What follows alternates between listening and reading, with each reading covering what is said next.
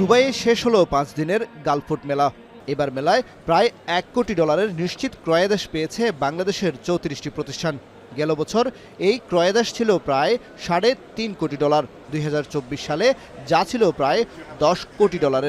Visa জটিলতা, venue পরিবর্তন ও যথাস্থানে pavilion না পাওয়া সহ নানা কারণে আন্তর্জাতিক এই মেলা থেকে ক্রয়াদেশ কমার অভিযোগ ব্যবসায়ীদের। যারা অর্গানাইজার ছিল তাদের জন্য যেমন চ্যালেঞ্জিং ছিল, বিভিন্ন দেশ থেকে আগত এক্সিবিটরস যারা ছিলেন তাদের জন্য একটা চ্যালেঞ্জ ছিল। নতুন কাস্টমার যেহেতু এখানে খুব কম এসছে, ফলে এখানে অর্ডারগুলিও কিন্তু অত সিগনিফিক্যান্ট ভাবে এটা কিন্তু পাওয়া যায়নি। তবে এবার মেলায় গতবারের চেয়ে দ্বিগুণ অর্ডার পেয়েছে সিটি গ্রুপ। দেশীয় প্রতিষ্ঠানগুলো নিশ্চিত ক্রয়াদেশের বাইরেও $1.5 কোটি বেশি সম্ভাব্য ক্রয়াদেশ পেয়েছে।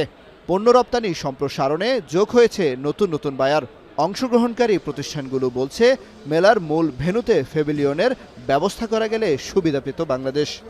ইরাক, লেবানন, মরক্কো, সিরিয়া থেকে শুরু করে আশেপাশে অনেক ফরেন বায়ার পেয়েছি, যাদের সাথে আমরা কথা বলেছি। বাণিজ্য মন্ত্রণালয়ের সমন্বয়ের মাধ্যমে আমাদের এই প্যাভিলিয়নটি যদি একটু ভালো জায়গাতে নেওয়া যায়, বিশেষ করে আমি বলবো যে মেইন হলে যদি হয় তাহলে আমাদের ফুটফল ভালো হবে।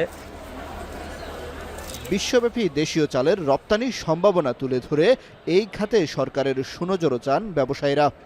বিশেষ করে অ্যারোমেটিক রাইস এক্সপোর্টের ব্যাপারে যে সমস্ত কোম্পানিগুলো এক্সপোর্ট করছে তাদের যদি আরেকটু রিলাক্টেন্ট ওয়েতে আপনার অ্যাপ্রুভ করে এক্সপোর্ট করার জন্য, তাহলে হয়তো আমাদের ডায়াসপোরার লোকরা যারা পৃথিবীর বিভিন্ন প্রান্তে রয়েছে তারা হয়তো এই অ্যারোমেটিকটা পাবে। বিশ্বের 190টির বেশি দেশের 8,500-এর বেশি শীর্ষস্থানীয় খাদ্য ও পানীয় উৎপাদনকারী, সরবরাহকারী, পরিবেশক, পাইকারি ও খুচরা বিক্রেতা সহ নীতি নির্ধারকরা এই মেলায় অংশ নেয়। কামরুল হাসান জনি, এখন।